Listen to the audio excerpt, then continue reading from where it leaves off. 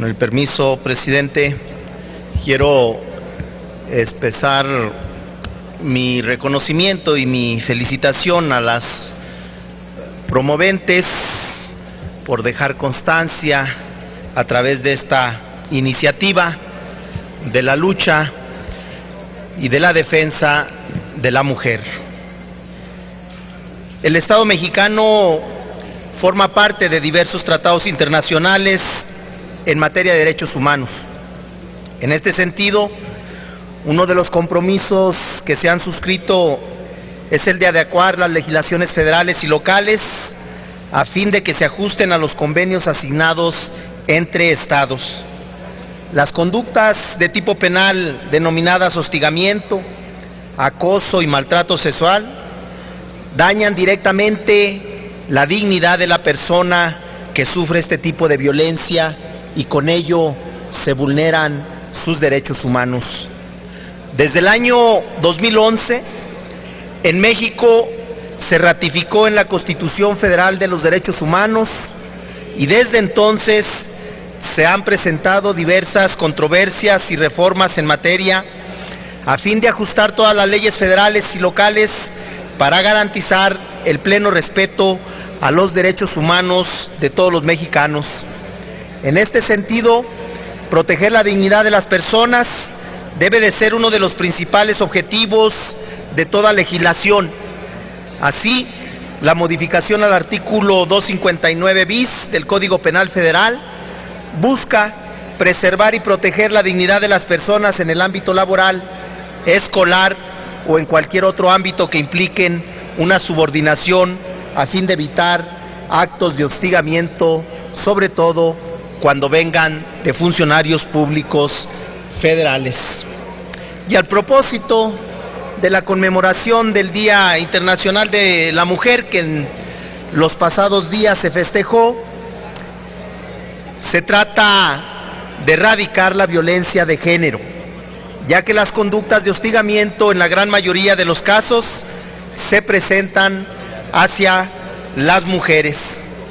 Como acertadamente lo señala la iniciativa con proyecto de decreto, la del artículo 149, presentada por diversas senadoras, en nuestro país 7 de cada 10 mujeres sufren acoso laboral y o sexual.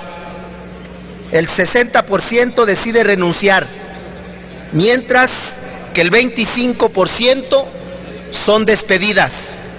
Por otra parte, de acuerdo con estadísticas del Instituto Nacional de las Mujeres y la Secretaría de la Función Pública, en 258 dependencias gubernamentales se dieron 26,000 casos de acoso sexual y solo 8,000 fueron denunciados.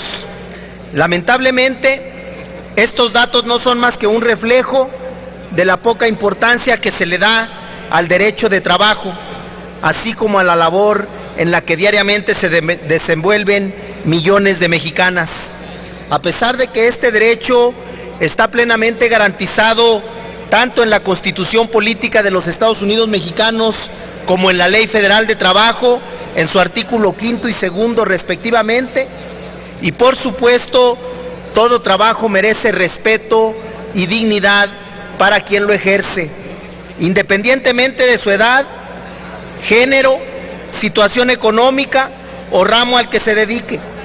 Sin embargo, hoy en día, muchas trabajadoras están siendo víctimas de acoso laboral dentro de sus centros de trabajo y lógicamente se producen graves consecuencias para quienes sufren de este abuso, ya sean físicas, psicológicas, económicas o de salud. El acoso laboral es un tema que dentro del país ha sido muy poco o casi nada estudiado, aun y cuando por décadas el machismo y el abuso del poder por parte del superior jerárquico ha sido una constante en la vida laboral de millones de mexicanas. Por tal razón, es de aplaudir el presente dictamen, ya que con este se podrá, en la medida de lo posible, inhibir este tipo de conductas en los lugares de trabajo donde se desempeñan las mexicanas. En un marco comparativo a nivel internacional, el acoso laboral es un fenómeno que ha ido en aumento. No solo ha crecido en el país, sino que estas conductas ilegales han aumentado en todo el mundo. En consecuencia, no es casualidad que países como España, Suecia, Colombia, entre otros, ya se hayan dado a la tarea a crear una legislación en materia laboral que proteja a sus trabajadoras del acoso, por lo que esta modificación al Código Penal Federal colocará a México a la altura de los estándares internacionales. Sin embargo, para que ello se deberá crear, implementar y respetar los instrumentos necesarios para que las denuncias presentadas por el delito de acoso laboral sean efectivamente perseguidas y castigadas, evitando con ello que suceda lo común.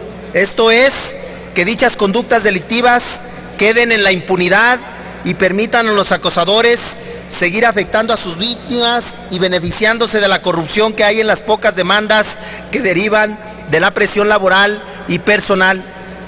Las víctimas se atreven a hacer.